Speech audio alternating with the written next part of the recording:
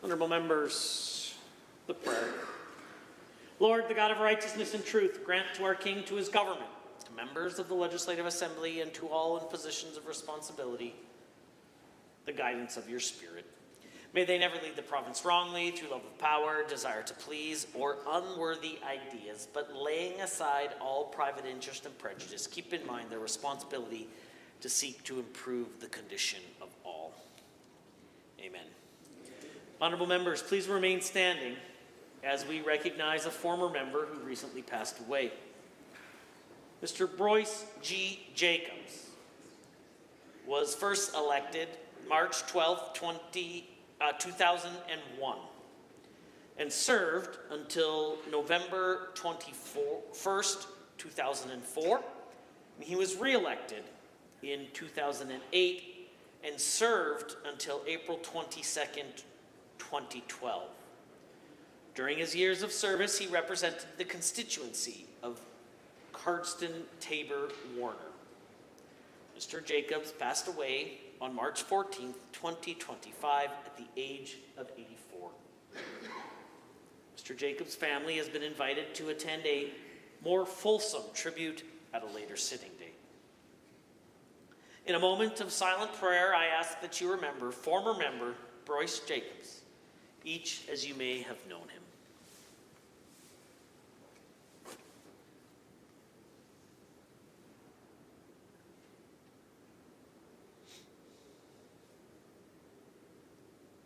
Rest eternal, grant unto him, O Lord, and let light perpetual shine upon him. Amen. Please be seated.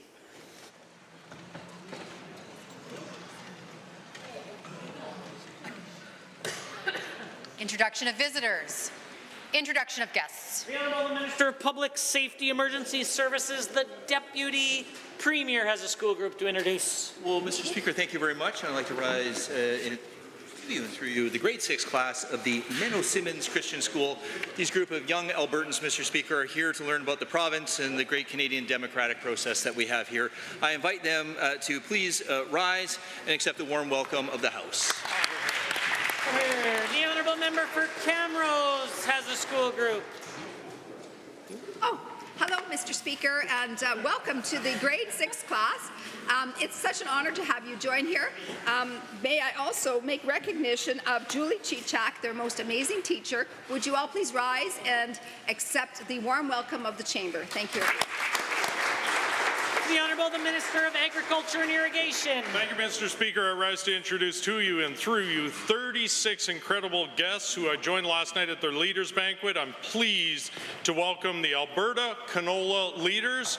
Considering in light of what the adversity they're facing in light of those Chinese tariffs, I would ask that they all please rise and this Assembly give them the warmest of welcomes. The Honourable Member for Edmonton City Centre. The Honourable Member for Edmonton City Centre, do you have an introduction today? Thank you, Mr. Speaker. Pleased to introduce to you and through you my constituent Bailey Giroux. She's two-spirited and a survivor of sexual assault who was affected by the funding cuts from this government to the Sexual Assault Centre of Edmonton. She is joined today by her mother, Joanna Gladue, who is a former employee of SACE. I ask them to rise and receive the warm welcome of this House. The Honourable Member for Calgary Buffalo. I'd like to introduce Charles Panabaker. He's a volunteer in my Calgary Buffalo office. He's a social work student at UC, and he's here today to watch my estimates as well as to come to QP and shadow me for the rest of the day. Oh, wow. Honourable Member for Fort Saskatchewan-Vegreville. I rise to introduce to you and through you and to all the members of the Assembly, Reeve of the County of Two Hills, Murray Phillips. Murray's in my riding, and I'm very proud that he's a part of this Alberta Canola Council, and I'm glad to see you here today. Murray, please rise and receive the warm welcome of the Assembly. The honourable member for Calgary-Falconridge has an introduction. Thank you, Mr. Speaker. I rise to introduce to you and through you to all members of the Assembly, Stinder Mangat and wife Manreet Mangat. Stinder is a founding member of the Common Connection program, focused on mental health and community connections. Manreet works with the Government of Alberta. Both are Jasper evacuees, making a positive impact in the community. I ask that they rise to receive the warm welcome of the Assembly.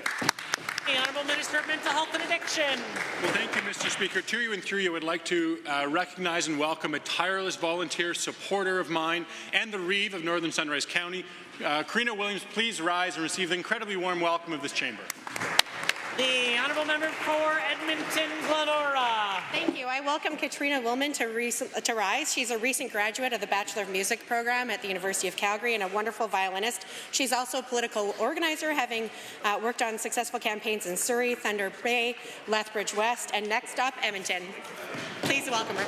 The Honourable Minister of Justice. Very much, Mr. Speaker. I'm very proud to rise and introduce to you and through you the current President of the Law Society of Alberta, Ryan Anderson. Please rise and receive the warm welcome of this Assembly. Are there other introductions? The Honourable Member for Grand Prairie Wapiti. Mr. Speaker, I rise to introduce to you and through you to the members of the Assembly my guests from the MD of Greenview and my constituency of Grand Prairie Wapiti. Joining us are Reeve Tyler Olson, CAO Stacey Wabick, and Executive Assistant Wendy Younger. Please rise and enjoy the warm welcome of the Assembly. Are there others? Seeing none, the clerk. Ministerial statements. Member statements. The Honourable Member for Grand Prairie Wapiti has a statement to make. Mr. Speaker, through Budget 2025, our government is committing nearly $5 billion to ensure the North remains strong and competitive and continues to grow. This is more than just numbers on a page. It's a direct investment in the people who drive our industries, educate our children, and build our communities. Budget 2025 delivers $4.4 billion in operating expenses and $470 million in capital investment to support economic growth, infrastructure, and essential services. We are fueling the economy with $9 million for Northern Regional Economic Development Program and $1.5 million for Northern Alberta Development Bursary to attract skilled professionals. Families will benefit from $111 million in child care affordability and wage top-off grants, and will strengthen our competitive edge with $45 million in investment and growth, $225 million in film tax credits with 30% designated for Northern productions. We're investing in schools, health care that are much needed. 5 new schools are in planning for Cold Lake, Fairview, Grand Prairie, Fort McMurray, backed by $225 million. Healthcare remains a priority, $80 million for the Lacrete Maternity Community Health Centre and $15 million for an urgent care planning in Cold Lake and Fort McMurray. Also, $189 million will be invested for a replacement health centre in Beaver Lodge in my beautiful constituency of Grand Prairie Wapiti. Our government is investing $1.25 billion in northern transportation infrastructure. This includes $101 million to Twin Highway 63 north of Fort McMurray and $87 million for the Lacrete Bridge. Mr. Speaker, this budget is a declaration of our commitment to Northern Alberta. These investments secure jobs, strengthen industries, and ensure our northern communities thrive for generations to come. With Budget 2025, Alberta's North is leading the way. Thank you. The Honourable Member for Edmonton Gold Bar has a statement to make. Alberta's Energy Minister is confused again, this time about what reports he may have read or not read. I suppose betraying the trust of Albertans by trying to mine coal from the Rocky Mountains can certainly cause chaos and confusion. But to further muddle things, the report the minister is unsure whether he's read was prepared by David Yeager. David Yeager serves as a director on the board of the Alberta Energy Regulator. The AER is supposed to be arm's length from the government, and for good reason, but David Yeager is not arm's length from the Premier. He was the president of the Wild Rose Party and currently receives a handsome $156,000 a year from the Premier as her special advisor. Only a government that doesn't mind this conflict would allow someone who is supposed to regulate the government also be this Premier's special advisor, writing secret reports to benefit some of the richest companies in the province. It's the same thing we're seeing everywhere with this UCP government lately: corruption. Now let's look at the report that the minister can't recall reading and seems confused about what it really says. Oh, well, what have we here? R-Star 2.0. This report is riddled with ways to make Albertans pay for oil companies to do what they are required to do by law, and that is for them to clean up after themselves. That's it. That's the incredibly simple polluter pay principle. But how effective has the AER been at regulating this principle? Alberta has over 274,000 inactive wells that total billions of dollars in environmental liabilities. So what does David Yeager want to do? He thinks the government can do the job the oil companies haven't been doing, and he thinks that the mess left by bankrupt oil and gas companies should be paid for by Alberta taxpayers. The report calls for a rapid and transparent process. Are we talking about the UCP? The conflicts are staggering, the corruption is everywhere, and the result will be horribly expensive to the people of Alberta. But I suppose we'll have to wait until the minister reads the report or doesn't. Honourable member for Calgary-Lougheed. Mr. Speaker, I support local, not global. As an advocate for Calgary-Lougheed's small businesses, I often meet with local owners to hear their concerns. While I appreciate the current support local movement, I encourage continued commitment even after the tariff discussions subside. Mr. Speaker, small businesses face challenges like inflation, high interest rates, and utility costs. Many are still recovering from pandemic-related debt. These same business owners saddled with this extra debt went through a very difficult time, including some having their bank accounts frozen for donating to a cause they believed in.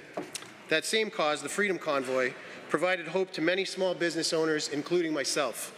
Many of these truckers were small business owners who risked everything to defend our constitutional rights and freedoms. Mr. Speaker, in Calgary-Lougheed, we support all small business owners. We meet regularly and are in the process of establishing a small business hub that will include a business directory, a resource section that will provide links to government grants, funding opportunities, tax incentives, licensing requirements, and business support to organizations like BizConnect, Business Link, and Futurepreneur. We will also have an events calendar which will showcase networking events, educational workshops, and business-related community gatherings, as well as promote the success stories and spotlights of our local businesses through interviews, grand openings, and milestone celebrations. I'll continue closely to work with my friend, the Parliamentary Secretary of Small Business and Northern Development, and the MLA for Fort McMurray Wood Buffalo, as well as the Minister of Jobs, Economy and Trade. Together, we'll find meaningful ways to support our small businesses for a stronger Alberta economy. Mr. Speaker, many of our small businesses have suffered greatly over the last 5 years, and I'm constantly reminded of their resilience. And Mr. Speaker, I will always support the small businesses in Calgary-Lougheed. The honourable member for Calgary-Mountain View has a statement to make.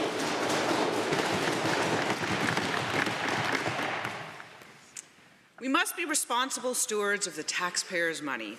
It's the Conservative cry. Every time they cut education funding, cuts that will ultimately cost far more in corrections and other services in the long run, but it's always the argument. We must be responsible stewards of the taxpayers' money. They say as they cut health care, leaving tens of thousands without a family doctor, as Albertans wait in pain to get the surgery that they need, responsible stewards. Well, if the allegations in the corrupt care scandal are anywhere close to true, they haven't been responsible at all. Corrupt and incompetent would be more like it. The questions it raises are huge. Did they agree to pay more for surgeries at a facility owned by someone who they thought would scratch their backs in return? How many millions did they waste on masks and gowns and PPE that didn't work at all? We know they spent $80 million on useless off-brand Tylenol we can't even use, but it raises even deeper questions. Did they only do it because the federal government was about to solve the problem and they wanted to own the libs? Or was there a more sinister reason? Was it because they were expecting something in return? Albertans deserve answers to these questions. The allegations aren't about AHS or anything like that. They are about the members of the UCP cabinet and whether they spent taxpayer money on inflated contracts because those cabinet ministers wanted fancy perks. The allegations are about UCP corruption and kickbacks, so the UCP absolutely cannot be trusted to investigate them. That's why we need a real public inquiry. That's why we need a judge to determine what questions can be asked, what witnesses can be called, and what documents can be examined. because we certainly cannot trust the UCP, the very people accused of the corruption, to turn over the evidence that might prove that corruption. Thank you. The honourable member for Camrose. Mr. Speaker, it is a privilege to rise today and acknowledge the month of Ramadan, a sacred month for Muslims around the world. Ramadan, the 9th month of the Islamic calendar, is a time of fasting, reflection, and spiritual renewal.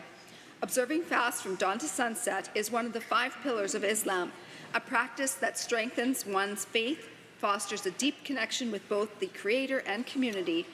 It is time of devotion, prayer, and self-discipline, where individuals seek spiritual growth and increase mindfulness in their daily lives. Ramadan is also a time of togetherness, as families, friends, and faith communities come together for prayer and the breaking of the fast known as iftar. These moments of unity bring people closer, fostering a sense of gratitude and compassion. It is a period that reminds to extend kindness to those in need, support the less fortunate, and care for their neighbors, the elderly, and those facing hardship. The act of fasting is not just a physical practice, but also a spiritual exercise, patience and humility, gratitude for blessings in life. Beyond its religious significance, Ramadan represents an opportunity for all Albertans to learn more about the Muslim community, their faith, traditions, history, and contributions to our province.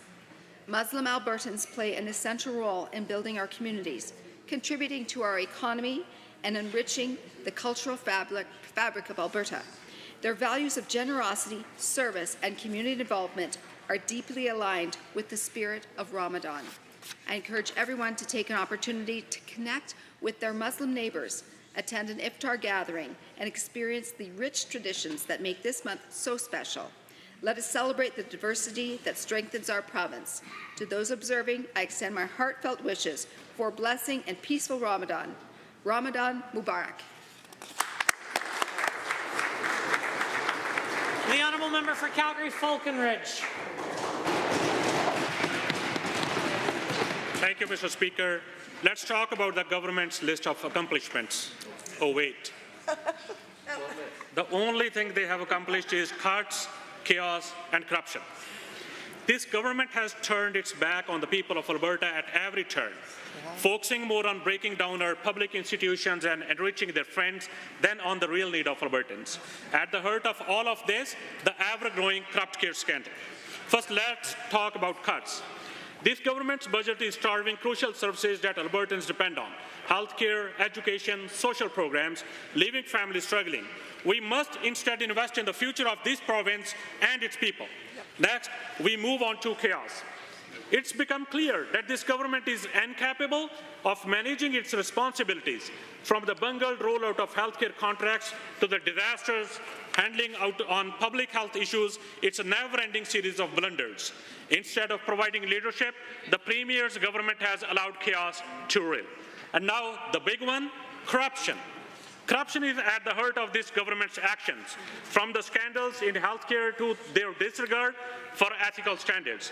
The government's blatant disregard for transparency, coupled with their cozy relationships with private corporations, paints a troubling picture of how taxpayer money is being funneled into the pockets of their friends. It's not just a mistake, it's a pattern.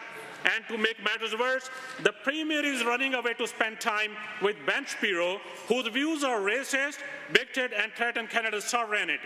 And don't even get me to start on her selfie with Trump, who now believes that Alberta will join the US first. I wonder where he got that idea.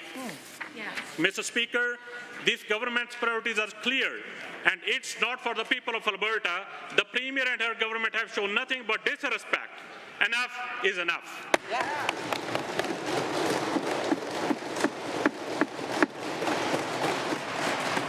Presenting reports by standing in special committees. Presenting petitions. The honourable member for Airdrie East.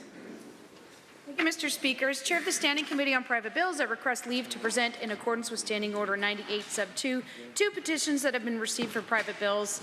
The petition of Honourable Rick Casson, Chair, Board of Directors, on behalf of the Community Foundation of Lethbridge and Southeastern Alberta for the Community Foundation of Lethbridge and Southwestern Alberta Act. and the petition of Lauren Agri, President on behalf of Burman University for the Burman University Amendment Act 2025. Thank you. Notices of motions. The Government House Leader. Who's the first one? Foundation and so. Bill 46, the Information and Privacy Statutes Amendment Act 2025, sponsored by the Minister of Technology and Innovation. Leader. Thank you, Mr. Speaker. I rise to provide oral notice pursuant to Standing Order 15, Sub 2, that at the appropriate time I'll be raising a point of privilege regarding the conduct of the member from Edmonton, Whitemud, specifically her harassment and abusive language yesterday of the member from Rimbey Rocky Mountain House Sundry, which occurred in the legislative precinct. Honourable members, the time is now 1:50, and that makes it oral question period. And the Leader of His Majesty's Loyal Opposition has question number 1.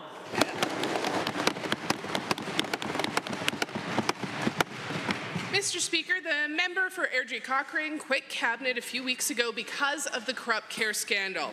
When reflecting on how this government has handled AHS CEOs and boards, he said, quote, "They're trying to gaslight us into thinking that somehow everybody who goes in there becomes corrupt," end quote. He also said, quote, "At some point we have to take a look at those making these decisions doing the dismissals," end quote. Why does the Premier keep blaming others when her government handpicked the AHS board, handpicked the CEO, and made the decisions every single day? Hear, hear.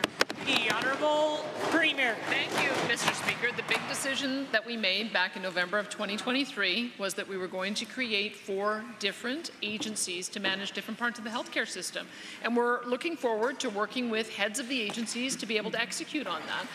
Unfortunately, that wasn't the case with AHS. We faced a lot of barriers. We had to issue 18 different ministerial orders to move the changes along. But now that we have a new CEO there, we've got Acute Care Alberta that is about to start its operation in full swing April 1st. We're looking forward to making some big changes, Mr. Speaker. The Honourable Leader of the Opposition.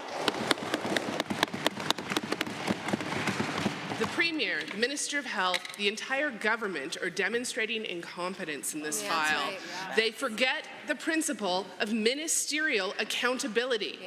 The buck stops with the minister in charge, period. Now remember, they run AHS. They hired and fired 5 CEOs. They hired and fired 3 boards. And they've had 6 years of total control over the healthcare system. When will the Premier admit her government has no idea how to deliver public healthcare? The Honourable Premier.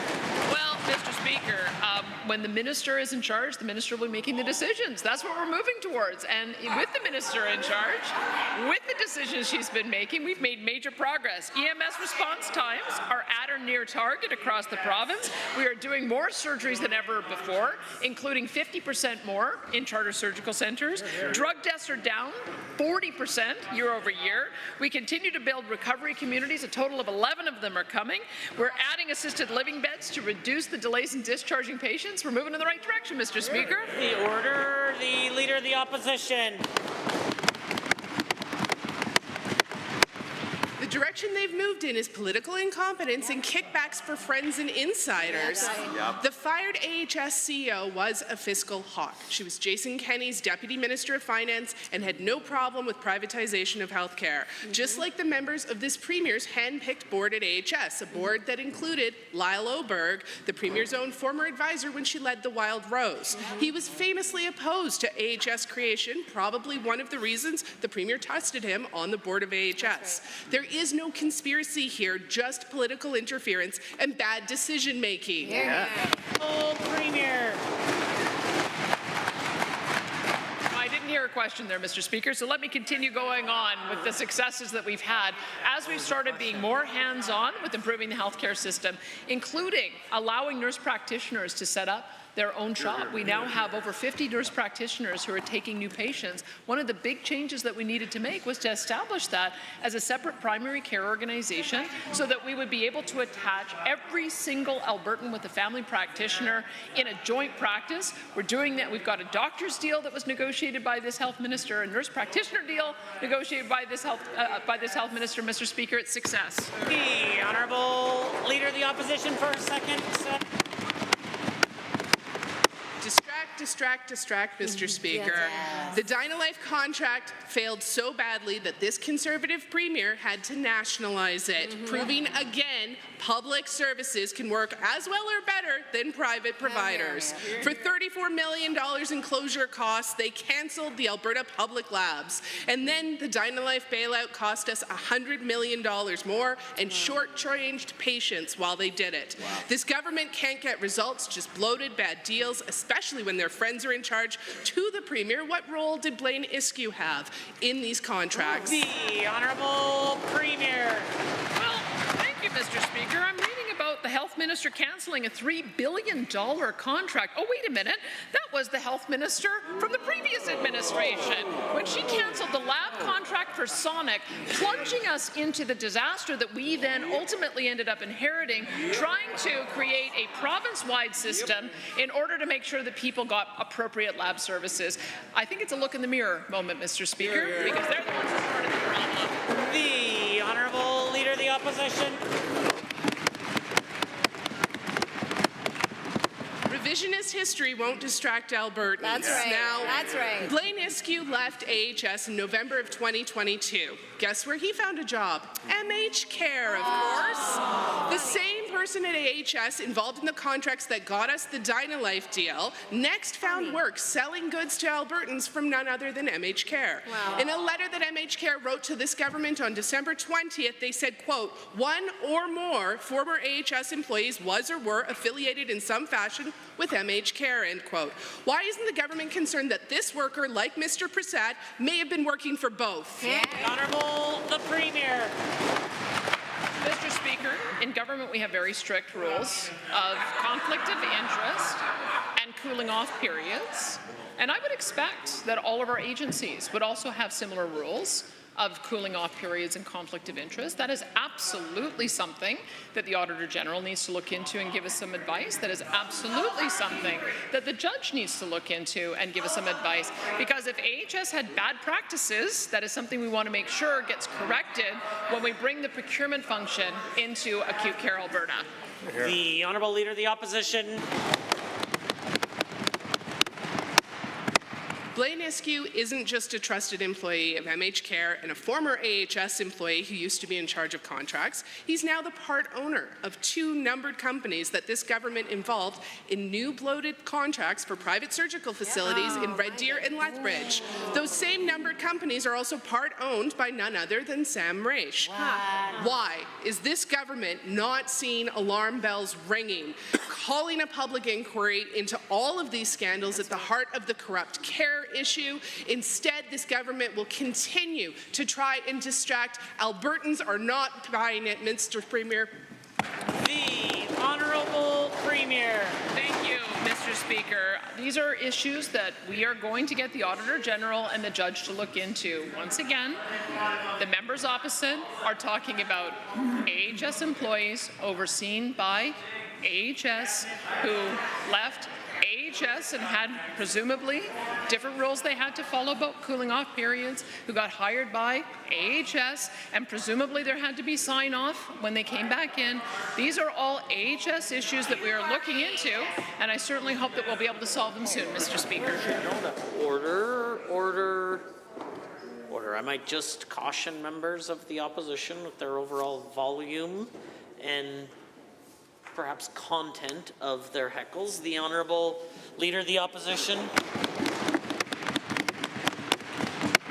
Mr. Speaker, October 2023, the Auditor General started reviewing the Dynalife bailout, the one that has cost Albertans $100 million. But last March, that office said the report would be delayed. They said, quote, "We've experienced delays in our ability to interview people and to gather the necessary information needed to complete our examination work," end quote. It's still not out, Mr. Speaker. It seems the Auditor General can't get the information he needs. Why did the government prevent the Auditor General from doing a timely review on the Dynalife bailout, and have they now handed over everything his office requires? The Honourable the Premier. Thank you, Mr. Speaker. I don't know what the member opposite is talking about. We've not, the Auditor General has all the documentation that is needed. We've also been very public about what occurred with the Dynalife acquisition. AHS acquired approximately $97 million in assets, paid Dynalife $31.5 million, resulting in assumed liabilities of $66 million. What I'd like to know is how much did it cost the government to cancel the $3 billion agreement with Sonic when the former Minister of Health was in under the NDP government? These are, Mr. Speaker, these are issues that we're getting to the bottom of to give better service. The Honourable Leader of the Opposition. The former Minister of Infrastructure quit cabinet over the corrupt care scandal, and when he heard the Premier talking about how the Auditor General is going to investigate, he said of this government, quote, "They're in charge of the information forthcoming to the Auditor General. They are the filter. They'll determine what information gets turned over," and this is exactly what we're seeing with Dynalife. Yes. We cannot trust this government will do the right thing with the corrupt care scandal unfolding. How can any Albertan trust this government will provide the Auditor General with timely access to information about corrupt care when they can't do it about Dynalife? Here, here.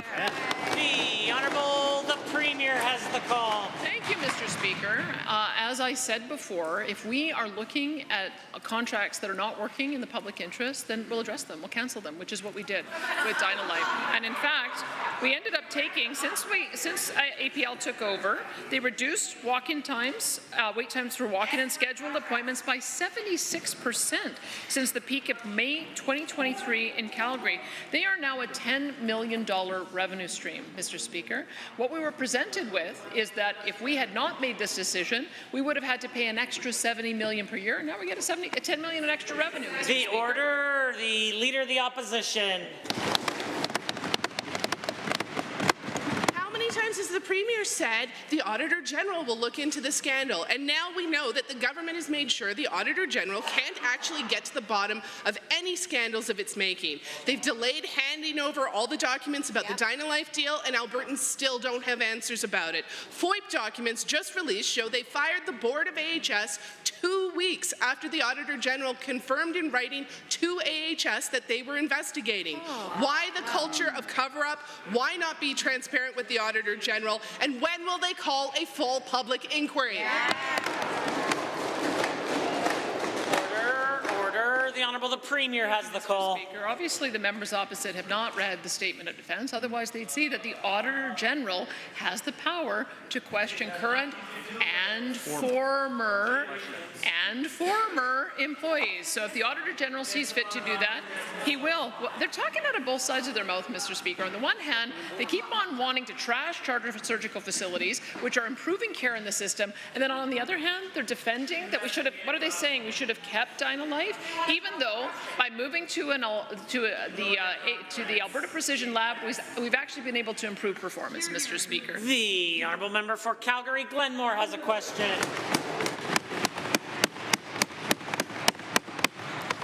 Mr. Speaker, the Premier got up yesterday and grossly mischaracterized the work of former MLA David Swan and Reagan Boychuk to sell the public on the R-Star 2.0 scam that the UCP are proposing. The former good MLA's work has focused on an independent public trust to make companies pay to clean up their own mess, not taxpayer money, not on Albertans' dime. Why doesn't the Premier come clean with Albertans about what the UCP is planning instead of hiding behind the former MLA's good work? The Honourable Minister of Energy. Mr. Speaker, I know the NDP has no faith in what they did when they were in government. And Mr. Speaker, I understand why they made a disaster of the AER, and they actually shook the confidence of Albertans in relation to the AER. But we're back, Mr. Speaker, and the truth is the AER is coming forward with enhanced compliance opportunities, as well as the opportunity for municipalities to work hand in glove with our government to make things better for them and to respond more clearly and more efficiently on some of the needs we have, including unpaid taxes, including some of the environmental performance. Mr. Speaker, we're going to do what's in the best interest of Albertans and make sure we prioritize them. Here, here. Honourable member for Calgary-Glenmore. Mr. Speaker, on September 17, 2024, this minister said that the industry might need help from public finances to live up to its legal obligations, as well as lower municipal tax burden and a lighter regulator approach. He said he doesn't like sticks, he likes carrots. He also said we need to find new ways to do liability financing. Yesterday, he flip-flopped and told us he believes in the polluter pays principle. Which one is it, Mr. Speaker? Make up your mind, Minister. The Honourable Minister of Energy. Well, Mr. Speaker, taxpayer dollars will not be given to private companies to clean up their own mess. It's simple, Mr. Speaker. I've repeated it time and time again. I'll continue to repeat it. If the member wants to meet me after this, I can give her the particular talking points so she can see it firsthand. But, Mr. Speaker, Albertans have been clear. We have a mess in Alberta from the former NDP government and how they let wells get out of hand. Mr. Speaker, we're cleaning up wells, we're working with industry, we're working with municipalities to protect the interest of Albertans. I don't know what more the member wants from us except to do the best job that's possible, and we're doing that. The Honourable Member for Calgary-Glenmore. The minister claims he hasn't seen Yeager's report on financing cleanups through public money. Well, wakey, Mr. Speaker. Mr. Yeager is a special advisor to the Premier and Executive Council. He receives $156,000 salary from the government while being an AER board member. Does the minister not know that too? The UCP cannot have the same person be responsible for regulating the industry while acting as the Premier's special advisor on government's industry policy. Does the minister see the inherent conflict of interest of Mr. Yeager? The Honourable Minister of Energy. Mr. Speaker, I would encourage the member to read the book that Mr. Yeager authored called Miracle to Menace. Not talking about the NDP, Mr. Speaker, talking about the miracle that oil and gas is in this province. But, Mr. Speaker, one thing is clear. If the NDP were in charge again, they would make a mess of it, Mr. Speaker. What we're doing is we're listening to Albertans. We're listening to industry. We're listening even to the NDP because every once in a while, Mr. Speaker, a stop clock is right. The Honourable Member for Calgary-Acadia has risen. Mr. Speaker, even though it's 2025, not 1925, this province is currently under a devastating measles outbreak. Measles was once considered practically eradicated, a feat accomplished after the introduction of the measles vaccine in 1963. Vaccines save lives, and yet this government wears an anti-vax, anti-science credentials like a badge of honor. To the minister, when will the government stop peddling anti-science, anti-vax rhetoric and start actually putting resources into protecting Albertan kids and their health? The Honourable Minister of Health. Mr. Speaker, when will the members opposite stop with the misinformation? We do not have an outbreak, Mr. Speaker. We have cases across the province that are contained within families. In fact, Mr. Speaker, 3 families to be exact. So, Mr. Speaker, we are going to continue to make sure Albertans have information.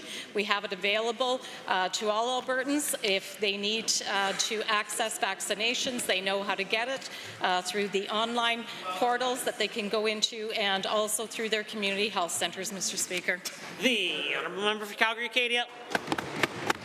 Given that this government spent $2 million to publish a fictional conspiracy-laden COVID-19 report that should have just been left on the shelf to start with, and given that several members of the government's team publicly endorsed anti-science positions, host anti-vax town halls, and tour anti-vax discredited doctors through this very legislature, and given the fact that vaccine hesitancy results in the reintroduction of once controlled diseases like measles, does the minister really think that her hollow vaccine endorsement has any credibility whatsoever?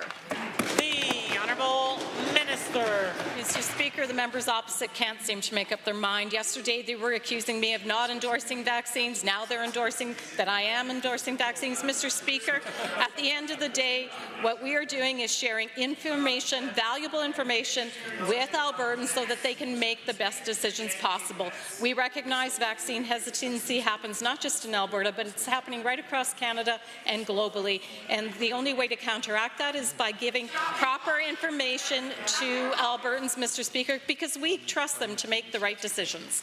The honourable member for Calgary-Acadia.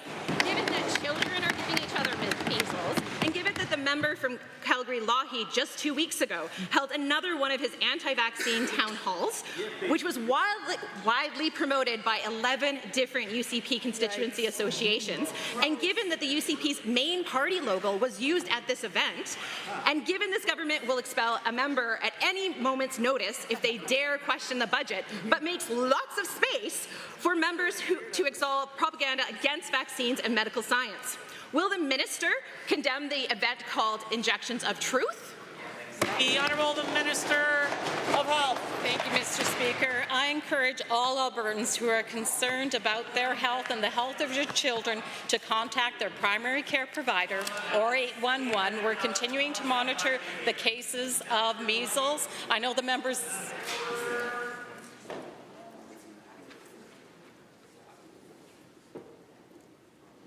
The Honourable the Minister of Health. Thank you, Mr. Speaker. Again, we're going to continue to monitor those cases. We're going to make sure that they have the supports. In particular, in the north, in the Indigenous community, we're working with Indigenous Services Canada, making sure that there are clinics available for immunization. We're hearing that we've had no new cases as of yesterday, so, Mr. Speaker, we will continue to monitor the situation. The Honourable Member for Calgary East has a question to ask. Thank you, Mr. Speaker. More people are calling Alberta home, and that means there are more students attending school. Mr. Speaker, this government is making the critical investments needed to ensure every student has a space to engage in Alberta's all-class education system by building an unprecedented number of schools across Alberta, especially in fast-growing communities like Calgary. To the Minister of Education, please tell the Chamber how many new schools have been approved through Budget 2025 for Calgary and area. The order, the Honourable the Minister of Education. Thank you, Mr. Speaker. I'm really pleased to announce that as part of Budget 2025, our government will be building 18 new school projects in the Calgary area. This, of course, includes surrounding communities such as the fast-growing cities of Airdrie and Chestermere, and, of course, Calgary itself. Mr. Speaker, these 18 projects that we've just announced will add 14,000 new spaces to the area, and that's on top of projects that are already underway. The Honourable Member for Calgary East.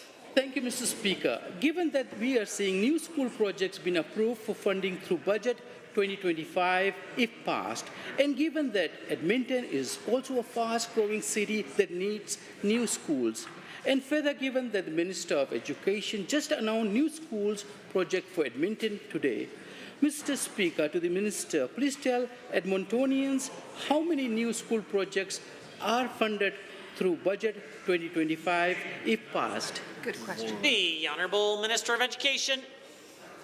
Thank you, Mr. Speaker. This morning, in fact, I had the privilege of joining representatives from the Edmonton Public School Division and the Edmonton Catholic School Division to announce that our government, as part of Budget 2025, will be building 14 new schools in the Edmonton metro area. This includes new schools in Beaumont, St. Albert, and Morinville as well. More specifically, I'm proud of the fact that we will be building a number of new high schools in and around Edmonton, as high school space is urgently needed, Mr. Speaker. The Honourable Member. Thank you, Mr. Speaker, and thank you to the Minister for that response.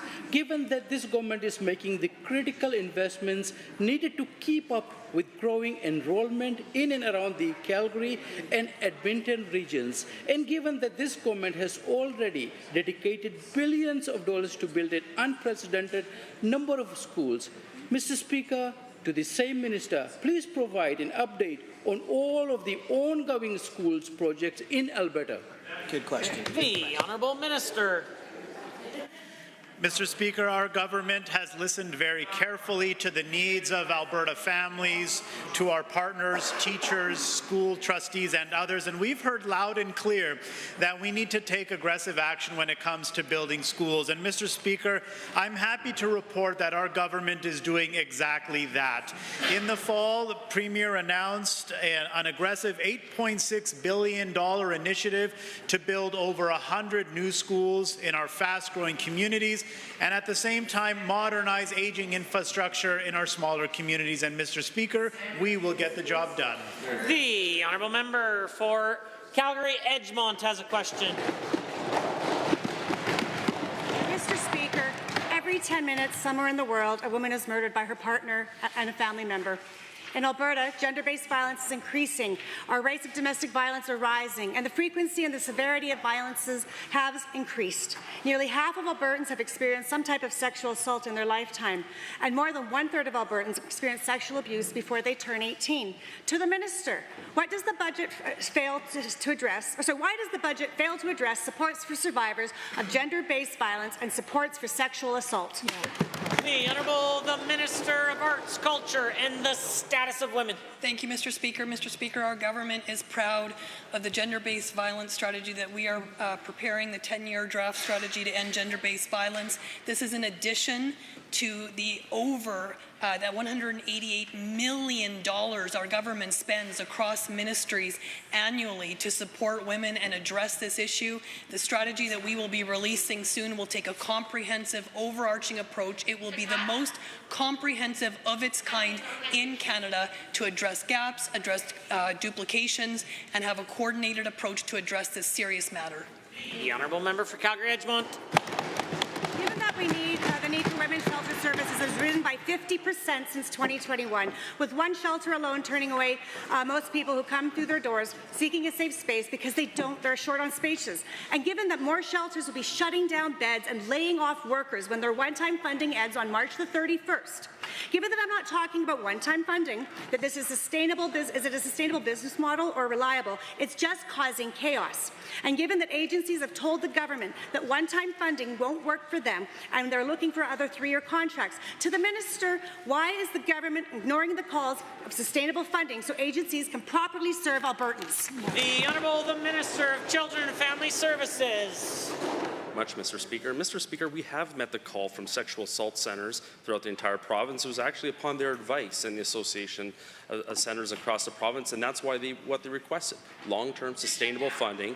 That's why we increase operational funding for sexual assault centres throughout the entire province, from Medicine Hat to Lethbridge to Calgary to Red Deer. Right across the province, sexual assault centres have seen their operational funding go up. We know it's going to make a huge difference for women that are fleeing sexual violence, and on this side of the House, we're standing up for women and children here in this province. The Honourable Member. Given that they've asked for sustainable funding, and given that many nonprofits are afraid of speaking out against the UCP's cuts, chaos, and corrupt budget in fear of losing funding, and given that the Sexual Assault Centre of Edmonton said that they won't receive their promised sustainable funding and had to lay off staff and turn people away, and given that we are on a brink of a crisis, well, beds are already full, waitlists are maxed out, and agencies are turning away Albertans in desperate need. To the Minister, when survivors are being turned away, how many women must go without support before the government provides the stable funding these agencies have long said they need? The Honourable the Minister of Children and Family Services. Well, thank you so much, Mr. Speaker. And Mr. Speaker, in Budget 2025, if passed, it will invest more than $88 million for women's shelters, for sexual assault centres, as well as for family violence prevention strategies, Mr. Speaker. Mr. Speaker, this is the highest amount of funds that have ever been invested to help support women and kids that actually need help, Mr. Speaker. These programs actually help families heal, and there is significant programs and services that are helping out families here in this province, Mr. Speaker. On this side of the House, we are actually making a difference in the lives of women and children here in this province. Order. The Honourable Member for Calgary Varsity. A point of order is noted at 2:18. this government continues to deflect blame onto those that they control. In 2019, they removed the voice of the Chief Medical Officer of Health, then fired her after ensuring she would get the blame for their COVID decisions. Now, Alberta cannot hire a specialist in public health to be our CMOH. Nobody will take the job. We have ongoing outbreaks in measles and syphilis. Indigenous babies die at twice the rate of non-Indigenous babies.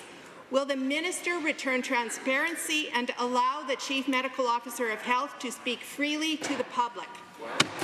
The Honourable the Minister of Health.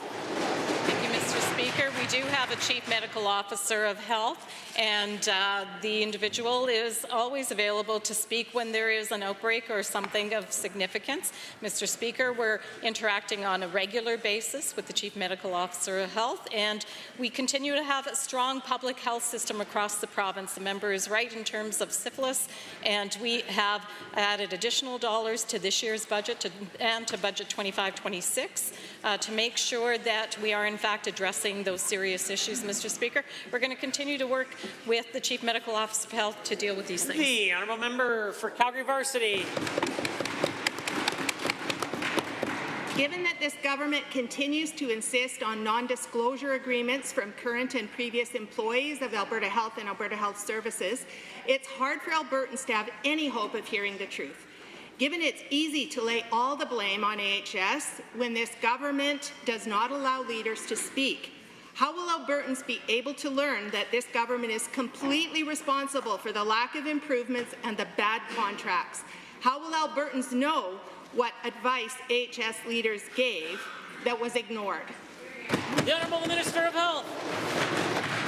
Thank you, Mr. Speaker. Nobody but nobody thinks that AHS was doing a good job. In fact, Mr. Speaker, when I went across the province last year and again this year, the one thing that I heard over and over again of my $26 billion budget, which approximately $19 billion goes to Alberta Health Services with limited to no accountability, Mr. Speaker, the people of Alberta actually want to know what is going on in Alberta Health Services. How are we going to improve it? And Mr. Speaker, we do have a plan. It is working, and we are going to continue with it. Order, the Honourable Member.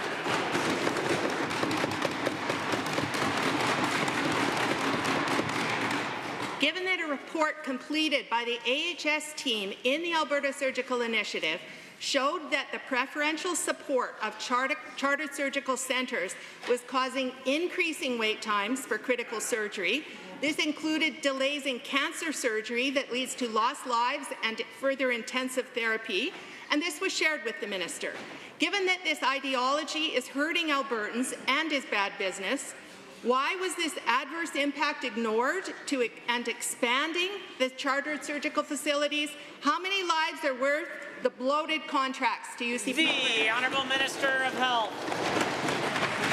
Mr. Speaker, I wholeheartedly disagree with what the member opposite said. In fact, Mr. Speaker, we are making sure that we can do more surgeries in clinically approved times. Mr. Speaker, when I took over, there was roughly about 40% of the surgeries done in clinically approved times. Now we're over 60%. Not going to rest till it's 100%. 100% of surgeries done in clinically approved times, and that includes all hands on deck. Surgeries done in hospitals, surgeries done in chartered surgical facilities, Mr. Speaker. We have to increase all of them. The Honourable Member for Lac St. Anne Parkland. Thank you, Mr. Speaker. As Parliamentary Secretary for the Economic Corridor Development, I have the privilege of speaking with industry leaders here and abroad. They understand the value in the strong economic ties, and quite frankly, Mr. Speaker, they want to do business in and with Alberta. Our current economic corridors are the lifeline of many industries, ensuring the efficient movement of goods, services, and people across the country. Further, new and expanded corridors will serve as a successful future not only for our province, but for our country as a whole. To the Minister, can the Minister outline the establishment of the Economic Corridor Authority in Alberta and how it will enhance economic and solidify Alberta's position as an industry leader? The Order, the Honourable Minister of Transportation and Economic Corridors. Thank you, Mr. Speaker, and I appreciate all the work the member has done on economic corridors. Mr. Speaker, he actually worked on a report that has led the way and across the entire country of wanting to prioritize economic corridors, and we're seeing that conversation right now across the country is actually gaining traction, Mr. Speaker. But we have the last 10 years of the Liberal NDP alliance in Ottawa that's actually scared away $176 billion of energy projects, Mr. Speaker. Wow. And it's something that Alberta will and will continue to fight for these projects, Mr. Speaker, to get Alberta energy to markets all around the world. Member for Lac, St. Anne Parkland. Thank you, Mr. Speaker, and to the Minister. So given that Alberta has proven itself time and time again, it has the resources, the workforce, and the drive to lead Canada's economy, and given that farmers, energy producers, and manufacturers all rely on corridors to get their goods to market as well as receive the products and the services that they need from abroad. And further, given that the biggest setback to any industry is lack of efficiency, red tape, and logistical challenges. Can the Minister outline how an Economic Corridor Authority will help ensure that these vital corridors have the proper supports needed so that they can continue to be viable? The Honourable the Minister of Transportation. Thank you very much, Mr. Speaker. And if we were to have an Economic Corridor Authority or agency, Mr. Speaker, and have that type of leadership from the federal government, we would have possibility of the Energy East or Northern Gateway, which were great projects that got cancelled by the Liberals and the NDP over the last 10 years. The Federal Impact Assessment Act, no, you nationalized a pipeline. There's a Federal Impact Assessment Act, Bill C-69, that needs to go away, Mr. Speaker. There's a West Coast tanker ban that needs to go away, Mr. Speaker. So if the Liberals and NDP, they've hurt this country so much, Mr. Speaker, but we're on the precipice to actually being able to build these big mega projects. The Honourable Member. Thank you, Mr. Speaker. And again to the Minister, given that the uncertainty can arise at any time with political cycles and electoral meanderings here and there, and given that under the leadership of our Premier, we've made it clear that Alberta is ready to strengthen our ties with our neighbours to the south and to expand our relationships abroad, while always putting Alberta first. And further, given that Alberta is home to some of the most important trade and transportation routes in the country, let alone the gateway to the north, Mr. Speaker, can the Minister tell this Assembly on the progress made working with his provincial and federal counterparts to ensure Canada's economic corridors will remain competitive on the world stage? Honourable Minister. Much, Mr. Speaker, and Alberta's actually signed a Memorandum of Understanding on Economic Corridors with Saskatchewan and Manitoba. We did that 2 years ago. Last year, we signed a similar agreement with the Northwest Territories. Through the leadership of the Premier, we're working with British Columbia, the 3 Prairie provinces, and all 3 territories, Mr. Speaker, to build an economic corridor for the western bloc of this country, Mr. Speaker. And that's just to prioritize these energy projects and other types of projects, whether it be a roadway, a railway, utility lines, pipelines, Mr. Speaker. We should be a place where big projects can be built again, and through the leadership of this Premier, we'll finally get there. The Honourable Member for Calgary Curry has a question. Mr. Speaker, another Conservative budget, another round of cuts by the UCP. First, they went after organizations serving Albertans with disabilities, and now they're gutting nonprofits that serve Albertans with mental illness and addiction. First, Ponoka Rising Sun Clubhouse. It supports 150 people who've been discharged from the local Centennial Centre for Mental Health and Brain Injury. Mr. Speaker, the government is ending their funding agreement April 30th, 18 months ahead of the original scheduled expiry date. How will the minister fill the gap left behind by the closure of the Ponoka Rising Sun Clubhouse? The Minister of Mental Health and Addiction. Well, thank you, Mr. Speaker. And we're proud as a government to continue funding to a tune of $1.79 billion mental health and addiction in this province. This is the greatest budget we've ever seen for mental health and addiction. We continue to support those who are in crisis situations, including at the Centennial Centre, the member opposite mentioned, 300 beds that we not only continue to fund but increase funding for. The decisions made by Recovery Alberta are their own mandate, and we support Recovery Alberta to a greater dollar amount every year. We have lots of needs, and we continue to try and meet them across the province, focusing on early intervention prevention and, of course, the Alberta Recovery Model. I hope the members opposite support this budget. The Honourable Member for Calgary Curry. Given that I heard April 30th will be the last day of operations for the Ponoka Sunrise Clubhouse, given that apparently no organization's budget is too little to be on the chopping block for this ministry, such as second on the list, the Problem Gambling Resource Network, Mr. Speaker, and given that a 2022 report estimates over 100,000 Albertans may have a severe gambling addiction, and given that problem gambling is growing increasingly harmful and insidious as a result of online gaming and sports betting, since the minister doesn't want to continue the $130,000 $100,000 to annually fund a successful problem gambling resource network because they don't provide direct service, what supports for problem gamblers? The Honourable the Minister of Mental Health and Addiction. Mr. Speaker, not only do we fund 2-in-1 to record numbers to make sure that folks can get access to on-the-spot counselling through Counselling Alberta, members opposite did nothing to fund addiction beds while they were in power.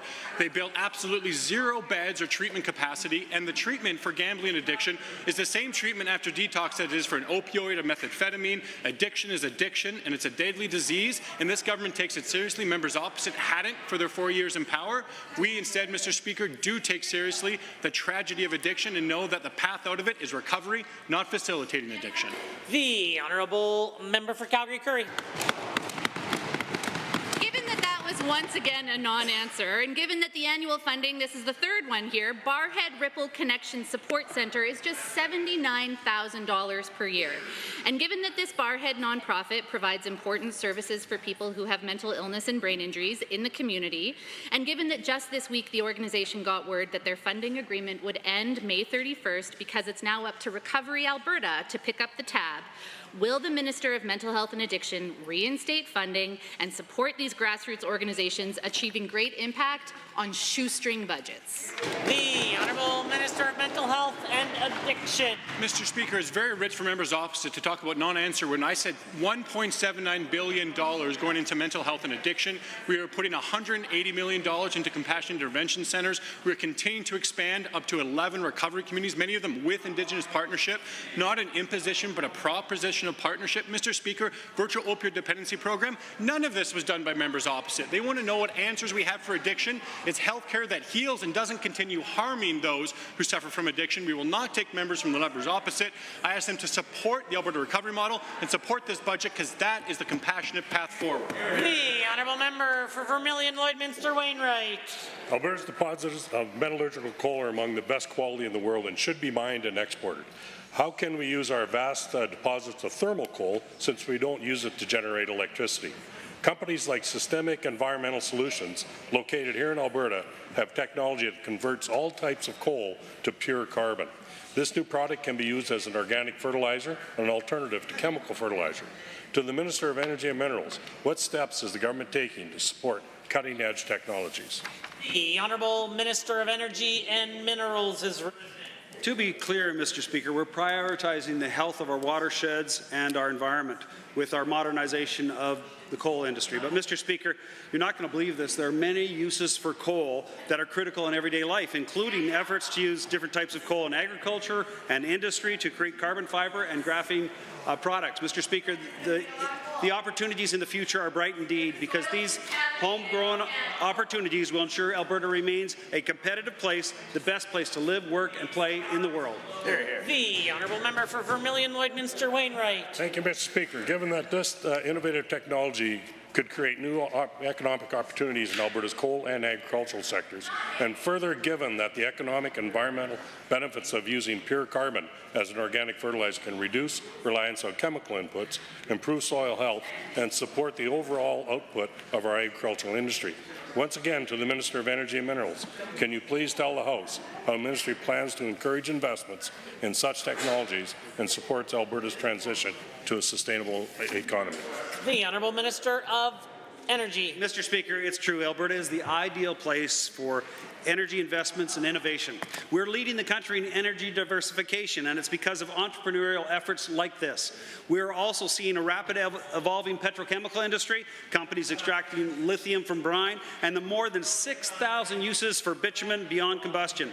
The agricultural sector has led with similar innovative efforts, Mr. Speaker, and the use of humulite and coal derivatives as a fertilizer could potentially boost crop yields by 30% and cut chemical fertilizer use by up to 70%. Great news indeed, Mr. Speaker. The order, the Honourable Member. Thank you again, Mr. Speaker, and through you to the Minister for his response.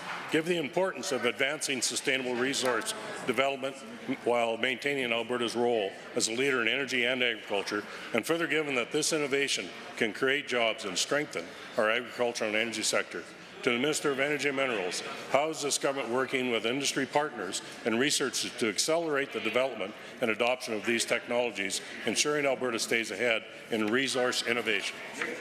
The order, The Honourable Minister. Well, it's true, Mr. Speaker. We are innovation leaders in energy and in agriculture because we have created the best environment in Canada to invest. It's also one of the best places in the world to invest, to research, to study and develop the talent. Mr. Speaker, the NDP may want to see us in caves burning sticks, but the truth is, it's what we've always done, except for a 4-year blip when they were in power, Mr. Speaker. They chased away investment, they chased away headquarters, and they encouraged Albertans to move to other provinces. In fact, Mr. Speaker, 200,000 of them fled under their leadership.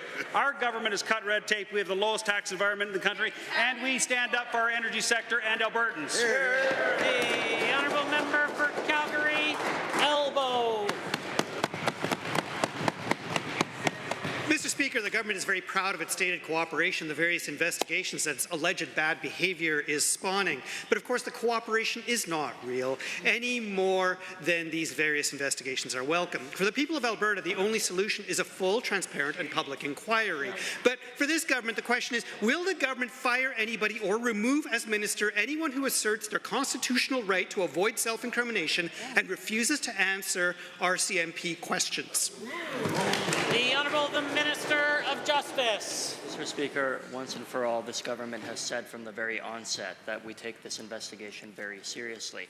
The Premier has said herself that all government ministries will cooperate with the investigations taking place.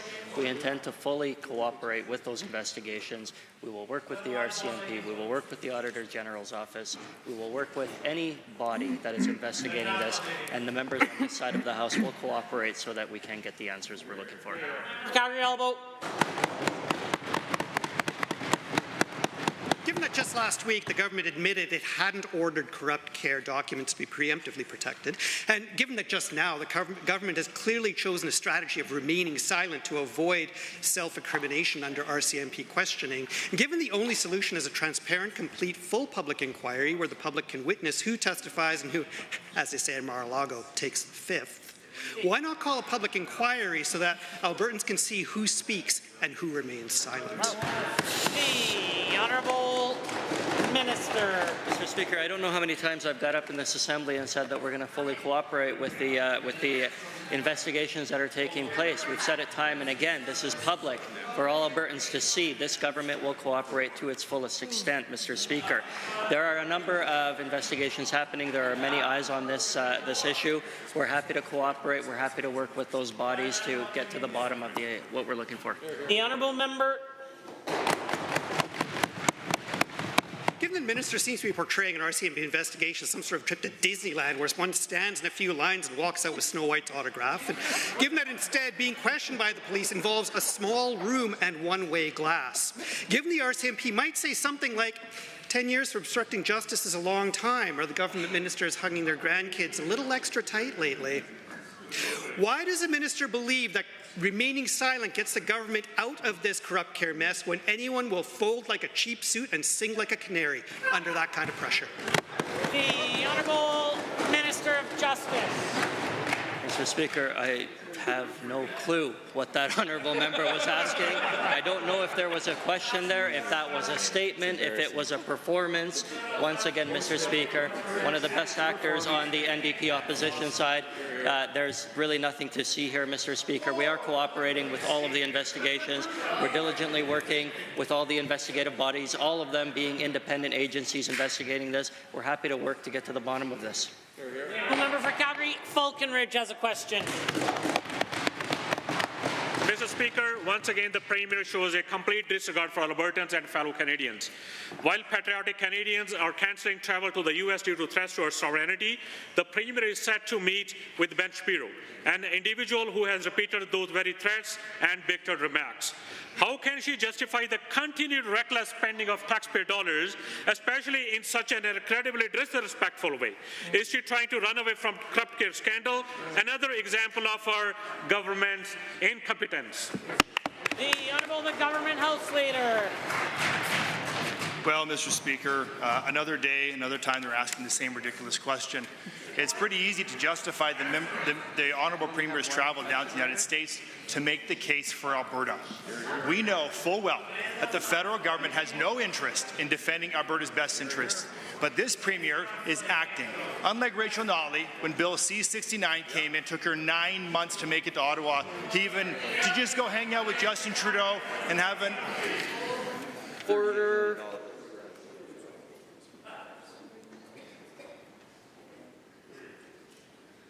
The Honourable the Government House Leader. It took Rachel Notley 9 months to make her way to Ottawa to have a cup of coffee with Justin Trudeau and say, hey, keep it up.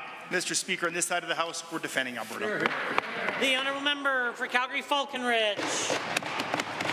Given that the Premier seems more interested in supporting her friends who seek to profit from breaking down our public institutions than she is on the real needs of Albertans. Given the recent cupcake scandal, the lack of support for Albertans in her budget, and no clear plan to light off Trump's tariffs of the government's incompetence, and given that Albertans are now seeing how bad the UCP is at business when it comes to the awful deal for the Dynalife contract. Once is a mistake, but these many mistakes are a pattern. How much longer are Albertans expected to tolerate this pattern of reckless leadership? The Honourable the Government House Leader. Well, Mr. Speaker, if we want to talk about incompetence, it sounds like the level of questioning over there, the IQ level of questioning over there, has not even reached room temperature, Mr. Speaker. Mr. Speaker, I understand the members opposite may be offended by the answer, but the reality is, Mr. Speaker, that on this side of the... Order, order, order, order, order, order. The Honourable the Government House Leader.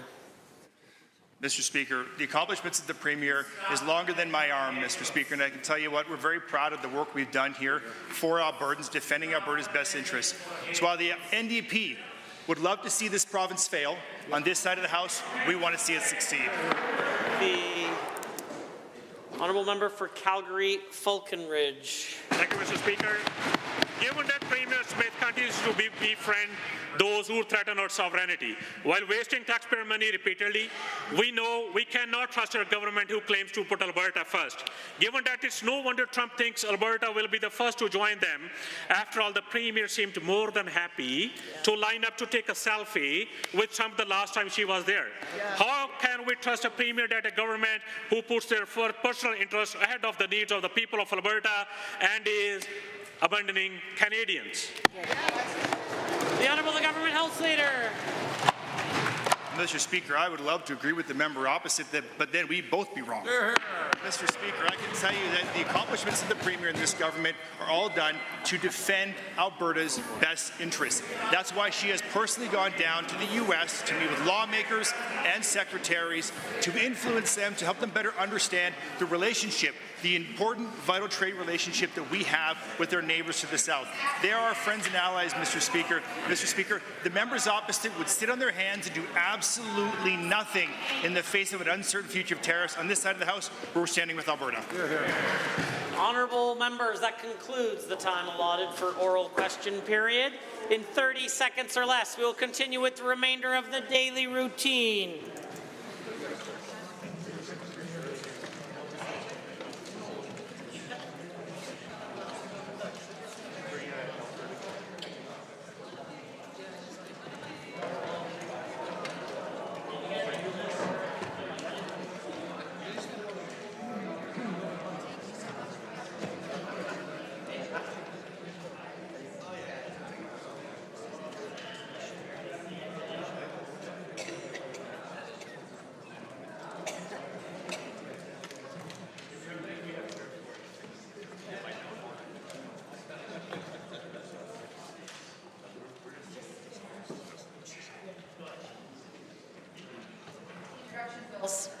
The Honourable Minister of Justice. Thank you very much, Mr. Speaker. I request leave to introduce a bill being the Critical Infrastructure Defence Amendment Act 2025.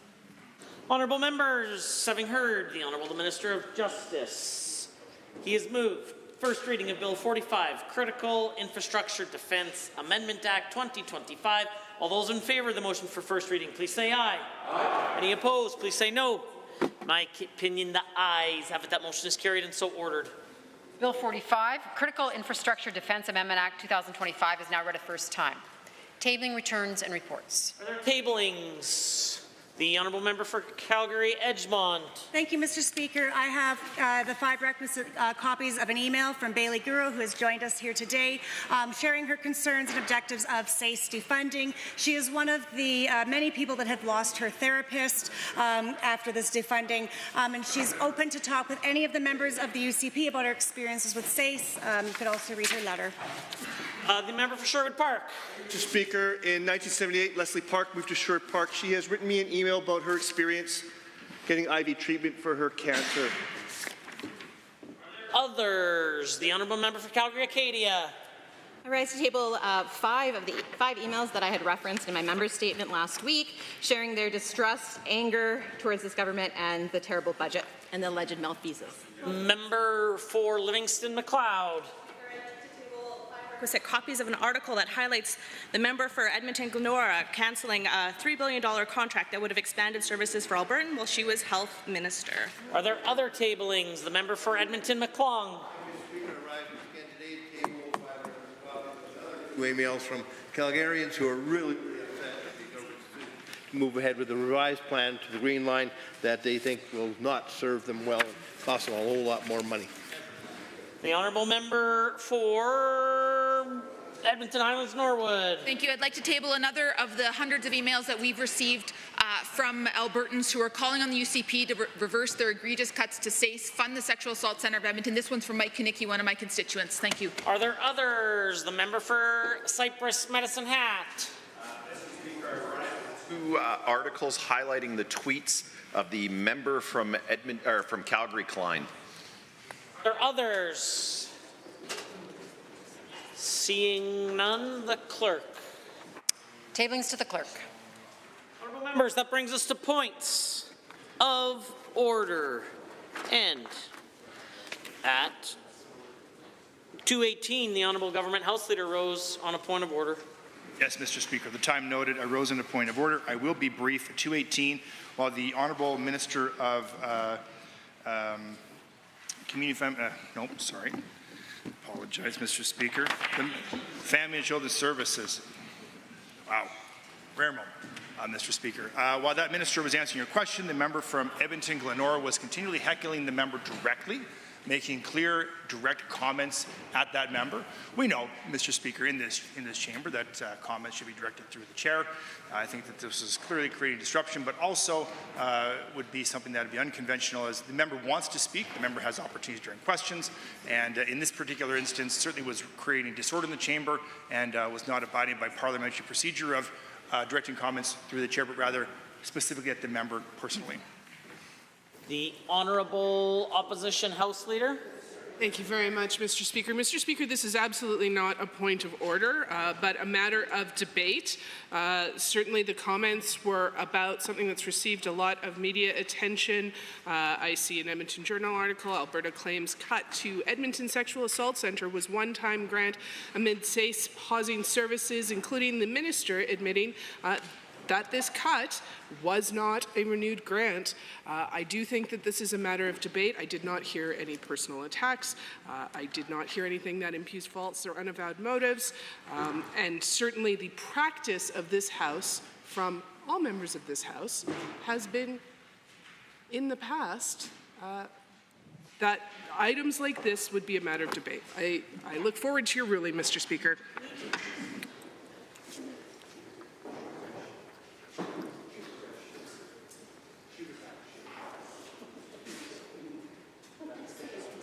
Order.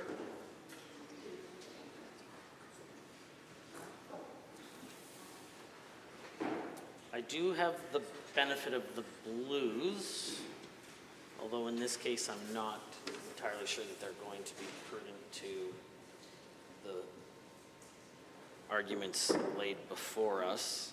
I would say that at that time of 2:18, the Honourable Minister of Children and Family Services did have the call and was answering a question and all of the statements made off the record by the honourable member for Edmonton-Glenora can certainly be heard on the record by shutting down SACE, then actually fund SACE, yeah, then fund them then, give them somewhere to go, you're shutting down SACE. And she proceeded, well, I'm not sure the substance of the point of order is quite that. I did provide a caution on another occasion, and in fact, I believe an earlier occasion, that the volume and subject of some of the content coming from members of the opposition perhaps wasn't quite in order. In this case, I'm not going to find a point of order, but I will provide the member a caution with respect to the volume and frequency of her desire to interject when other members have the call. This is not a point of order. I consider the matter dealt with and concluded. At 2:39, the Leader of the Official Opposition rose on a point of order. Thank you very much, Mr. Speaker. Mr. Speaker, I rise under 23H and J. Allegations against another member uses abusive or insulting language of a nature likely to create disorder. At 2:39, the government House Leader, in responding to a question from the member from Calgary Falcon Ridge, and I do not have the benefit of the blues, but I heard him say, make an insult about the IQ level of the question that the member from Calgary Falcon Ridge was asking. Now, Mr. Speaker, we know that MLAs write and deliver their own questions. To question the IQ level of the question is to insult the member. And it is a direct personal attack. Under House of Commons Procedures and Practice, Chapter 13, page 623, we know personal attacks, insults, and obscenities are not in order in this chamber. We heard the level of discourse in this chamber immediately rise because personal attacks causes great offense in this chamber and leads to disorder. I hope that the government House Leader will recognize his error in the heat of the moment, perhaps did not intend to offer a personal insult, and will apologize and withdraw. Government House Leader. Thank you, Mr. Speaker. I do think this is a matter of debate, and I will tell you why. I would never make a personal attack on another member of the chamber.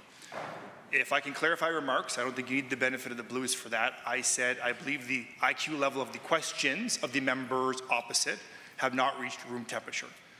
While that could be perceived by some as a personal attack on someone's personal IQ, that would never be my intention. I would never intend to call someone idiot or stupid or anything in this chamber, because that would be unparliamentary, and frankly, I think it'd be below the level of decorum that this chamber requires to do the people's business. But with that said, Mr. Speaker, I do understand that the members opposite have been offended by this question, by this line of answering, and I will do better in the future. Are there others? I do have the benefit of the blues. I am prepared to rule. The Honourable Government House Leader said the following. Well, Mr. Speaker, if you want to talk about incompetence, it sounds like the IQ level of questioning is how the blues have transcribed the remarks of the Government House Leader. The IQ level of questioning over there has not even reached room temperature. And, well, a caution probably would have been in order if the Honourable Minister said questions, a much broader scope of the use of the word. Questioning certainly implies that it was the deliverer of the question at the time, and I think in the fullness of trying to promote good decorum, I think an apology is probably reasonable in this case. Thank you, Mr. Speaker. I am a strong advocate of decorum in the chamber, as I have talked about before. So I am more than happy to withdraw and apologize for those remarks and commend the member opposite. I know he is a good member of standing in this chamber, and I apologize to him directly. I consider the matter dealt with and concluded, and also think that the tone, tenure, and nature of the apology could be recreated here in the chamber amongst other members. Perhaps it would be useful. I consider this matter dealt with and concluded. Honourable members, that brings us to points of privilege, and at the appropriate time, the Deputy Government House Leader rose on a standing order 15, points of privilege. The Deputy Government House Leader. Mr. Speaker, it's unfortunate that I have to rise on this point of privilege, and it brings the Government House Leader's office no happiness to have to do so on this incredibly important and grave matter. And I rise on this point of privilege having provided, as you mentioned, the requisite notice to both yourself and to the whole Assembly, pursuant to Standing Order 15 sub 2, regarding events which occurred at the conclusion of yesterday's sitting, both here in the chamber, as you know, and as well in the Legislature Rotunda. This occurred yesterday. As this occurred yesterday, this is the first opportunity I've had to bring this, which has presented itself as a matter, to the attention of this Assembly. Mr. Speaker, yesterday, immediately following the adjournment of the Assembly, the member from Edmonton-Whitemud yelled across the Assembly floor at the member for Rimbey Rocky Mountain House Sundry, calling him, quote, disgusting, no less than 3 times, with the words, in particular, quote, you are a disgusting human being, absolutely disgusting, unquote, which can be heard audibly in the Assembly online broadcast. In addition, it can be heard that the member refers to the member from Rocky Mountain House Rimbey Sundry as, quote, being a racist. Then, as the member for Rocky Mountain House Rimbey Sundry, accompanied by one of his staff, departed the chamber on his way to attend Standing Committee on Alberta's Economic Future, he was followed down the stairs to the rotunda by the member from Edmonton-Whitemud, who yelled after him, quote, hey Jason, or pardon me, Mr. Speaker, hey member. I hesitate to interrupt the Honourable Official Opposition, or correction, Deputy Government House Leader, but I'm just going to have a brief conversation with the clerk prior to proceeding with the remainder of your remarks.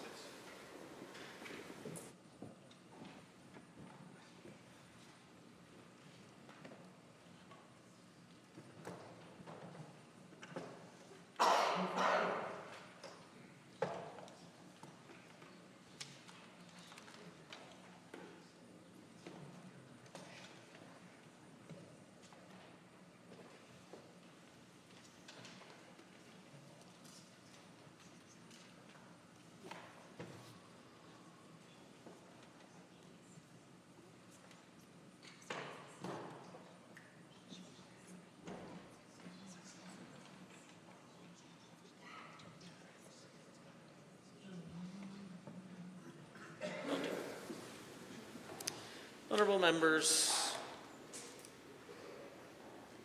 Standing Order 15, number 4, provides the Speaker some direction with respect to handling a point of privilege. Now, of course, the Speaker is in a complicated position because he would never refer to the presence or the absence of a member. However, Standing Order 15.4 says, if the member whose conduct is called into question is not present, the matter shall be deferred to the next day that the member is present, unless the Speaker rules that, in the circumstance, the matter may be dealt with in the member's absence. I'm reluctant to unilaterally make such a decision about whether or not the matter ought to be dealt with without the presence of the member whose conduct is called into question.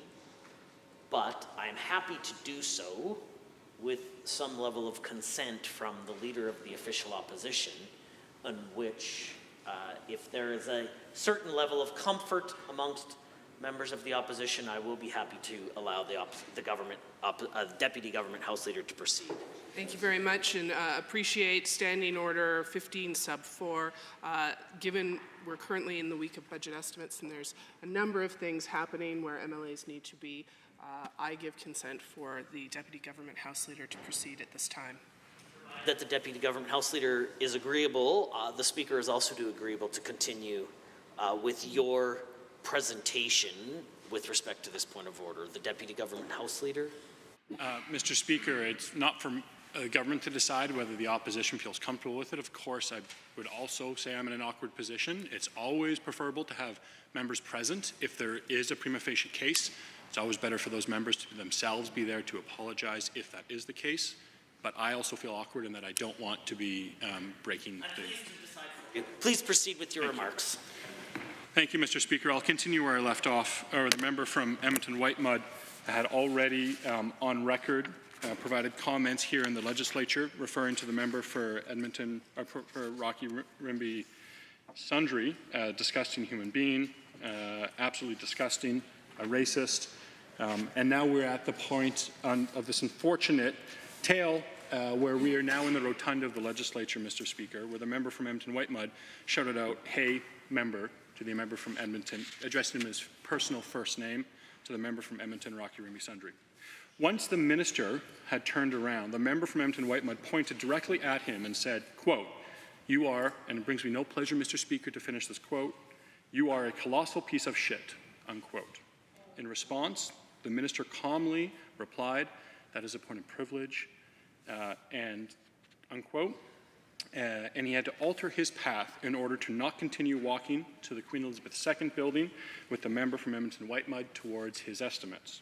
In fact, he had to return to his office in order to avoid being further harassed by the member in question. Mr. Speaker, the Speaker and other members may be aware of some of this conduct as it occurred in the chamber, witnessed, and recorded by Assembly Online, and required the Speaker to take the unusual, in my time, unprecedented step of the remaining at the dais and directing members to exit the chamber prior to the mace exiting the chamber with the Speaker and exiting to our respective lounges. This is something I'm not aware ever having happened in the legislature before. Before elaborating on this incident and its categoricalization as a breach of Parliament privilege, I would like to make several brief remarks on the nature of privilege itself. Points of privilege are and should continue to be rare. However, the member from Edmonton-Whitemud has been involved in numerous incidences around our precinct of the legislature, all of which have been dealt with in an attempt, rightfully so, by the Government House Leader's Office to limit the use of points of privilege. These incidences include attempts to impede, restrict, and intimidate members not only within the movements of the chamber, but also in the South Members' Lounge, known as the Peace Lounge. I'm also aware of an incident involving the member attempt to intimidate members of the government staff in committee rooms, either before or after committee meetings. Given these incidents, Mr. Speaker, members are beginning to wonder if anyone, anywhere, is safe within the member opposite's intimidation. The various privileges afforded to and enjoyed by both the Assembly as a collective whole and its members individually are, as described in Maginot, page 12, quote, "absolutely necessary for the due execution of its power," unquote. When these privileges are breached, Mr. Speaker, there is found to be a contempt of the Assembly. It should not be noted, Mr. Speaker, however, in the words of House of Commons procedure and practice that, quote, "all breaches of privilege are contempts of the House, but not all contempts are necessarily breaches of privilege." 3rd edition, page 81. So, contempts of the Assembly can be found even when there may be no specific breach of privilege attributable to an incident. To quote Erskine May, quote, "each House also claims the right to punish actions which, while not breaches of any specific privilege, are offences against the authority or dignity," unquote, 19th edition, page 68. This principle was illustrated in the Assembly just 8 days ago by yourself, Mr. Speaker, when you made the following remarks, quote, "you can choose to be rude, but you will not be rude to the seat or the office of the Speaker. You can even be rude to me, but you will not be rude to the office of the Speaker." March 11, 2025, page 2500. The privileges and dignities granted to members of the Assembly itself and its officers, are granted to them as members, etc., each of their offices as such, and so as to preserve the dignity and even the sanctity of the roles and offices they hold. While I will in a moment make the case that this incident is a breach of specific privilege, I make these remarks now to argue that this incident may in and of itself constitute contempt of the Assembly as well. Making it an insult against the member for Rocky Rimby Sundre while he was on the precincts in his role as a member of the Assembly, an insult clearly made in retaliation to his activities whilst in the chamber.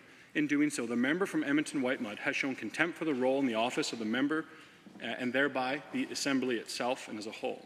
To reinforce the claim I just made, I would like to cite John Maginot's Parliamentary Privilege in Canada, page 141, which reads, quote, "An act committed within the precinct on the day the House is sitting is treated as if the act is done in the face of the House, and accordingly the act need not be one which, if done beyond the precincts, would have to constitute contempt of the House."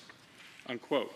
As the interaction occurred in the rotunda immediately following the adjournment of yesterday's sitting, it is certainly within the jurisdiction of the Speaker to rule on this potential breach of privilege and contempt of the Assembly.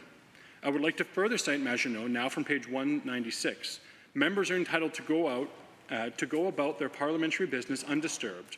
The assaulting, menacing, or insulting of any member on the floor of the House or while he is coming or going to or from the House or on account of his behaviour during a proceeding in Parliament is a violation of the rights of Parliament. Unquote.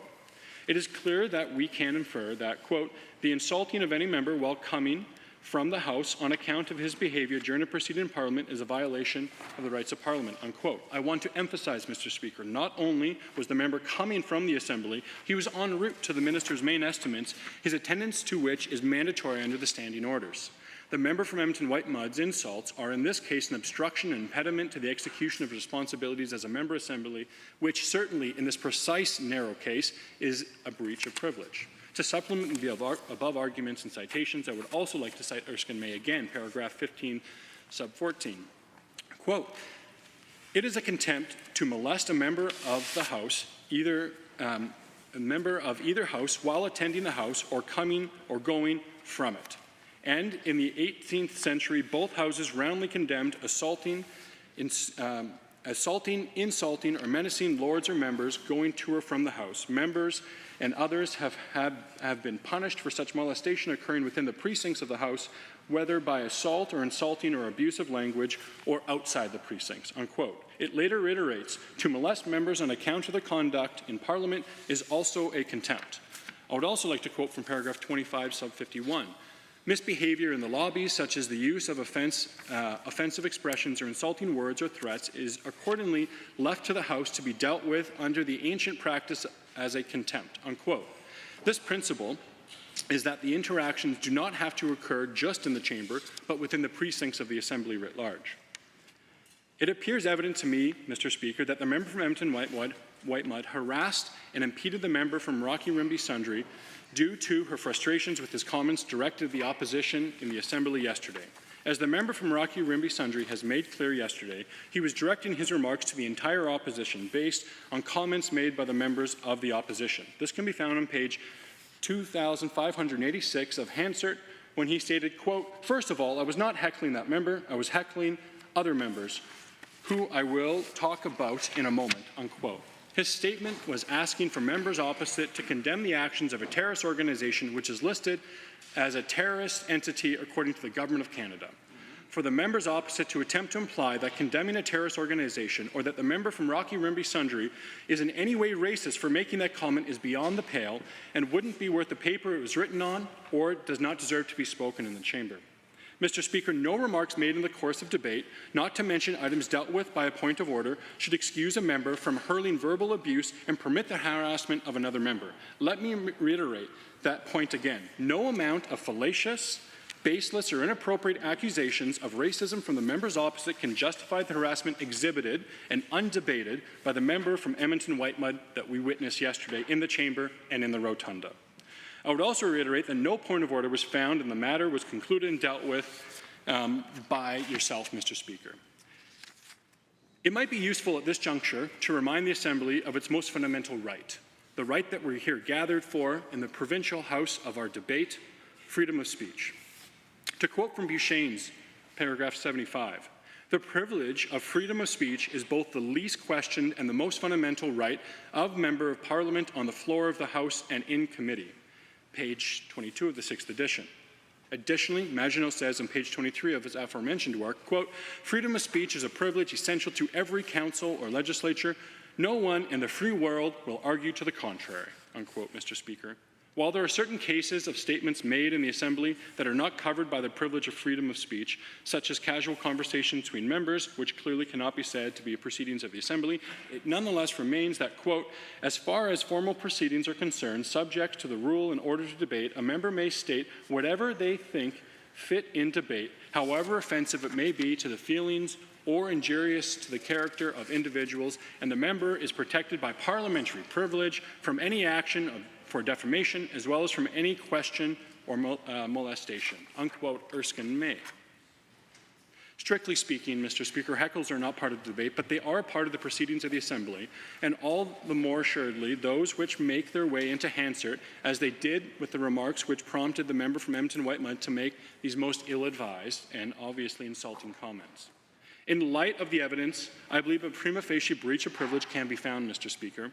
By insulting the member for Rocky Rimby Sundry due to his behaviour and proceedings in our Assembly, at a time when he was coming from the Chamber, the member from Edmonton-Whitemud has circumvented the member's privileges and right of freedom of speech, cast aspersions upon the office of the member of the Legislative Assembly, and can be found in contempt of the Assembly. Moreover, the member opposite has thus obstructed and impeded the member in the execution of his duties, as she threatened, intimidated, and impeded the member in his functions as parliamentary duties as his access around the precinct on his way to estimates.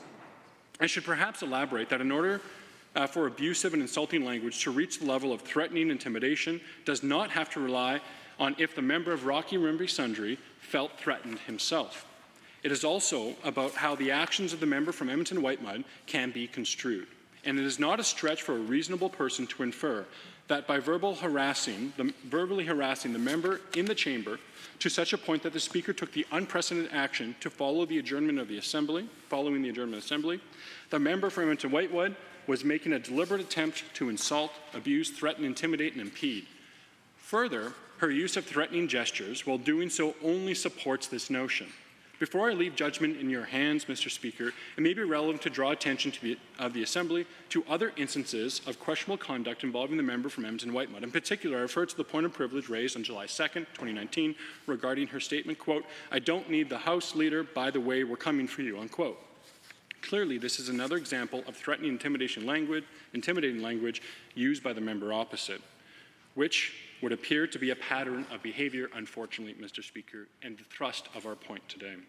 To name a few instances which indicate the member's habit of using abusive language and insulting language on being otherwise out of order, I cite March 11th, page 2025, page 2507 of Hansard, March 10th, page 2479 of Hansard, March 28th, March 14th, October 26th, June 1st, December 8th, November 25th, all on the recording pages of Hansard.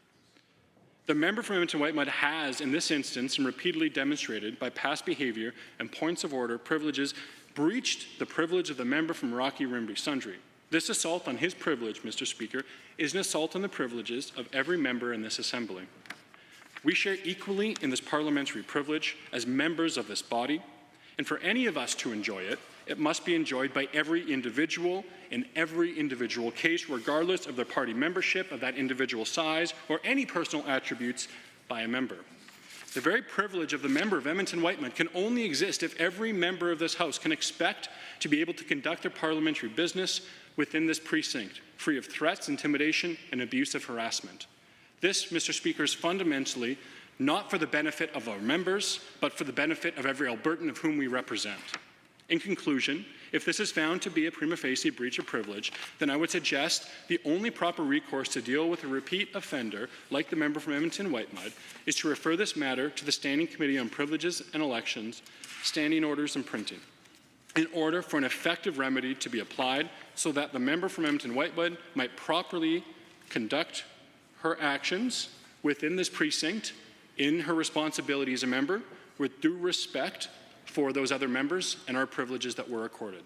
Thank you, Mr. Speaker. Honourable members, a point of privilege is a significant and serious matter, and on occasion, as in the overwhelming majority of occasions, the member of which the point of privilege is about has the opportunity to respond. Equally as regularly, they have taken some time to prepare their response. I'll call upon the leader of the official opposition to see if you would like to respond now on behalf of the member or respond in short order. Thank you very much, Mr. Speaker. Indeed, point of privilege is a very serious matter. As I referred to earlier this week, with estimates and a number of things going on, we would like to defer response to potentially Monday, if the Speaker would so allow.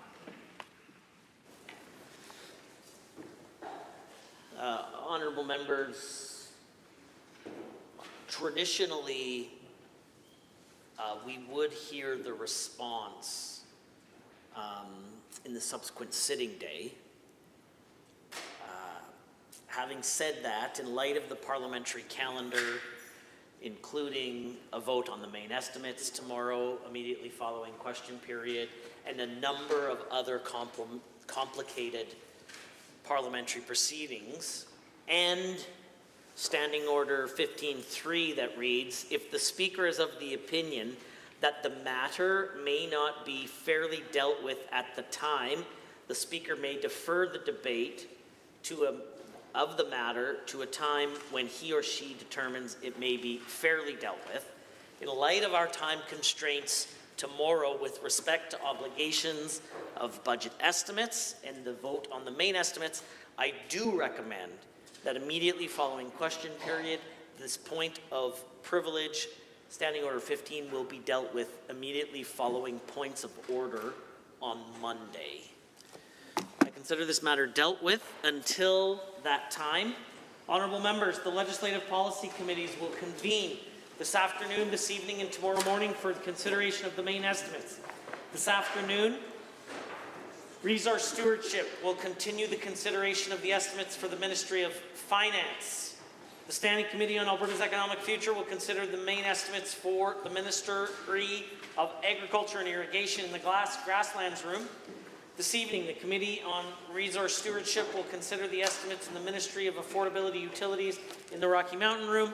And tomorrow morning, the Standing Committee on Families Communities will consider the estimates for the Ministry of Justice in the Rocky Mountain Room, and the Standing Committee on Alberta's Economic Future will consider the estimates for the Ministry of Infrastructure in the Grasslands Room. Honourable members, pursuant to Standing Order 59015B and the 2025-2026 main estimates schedule, the House stands adjourned until tomorrow at 1:30 p.m.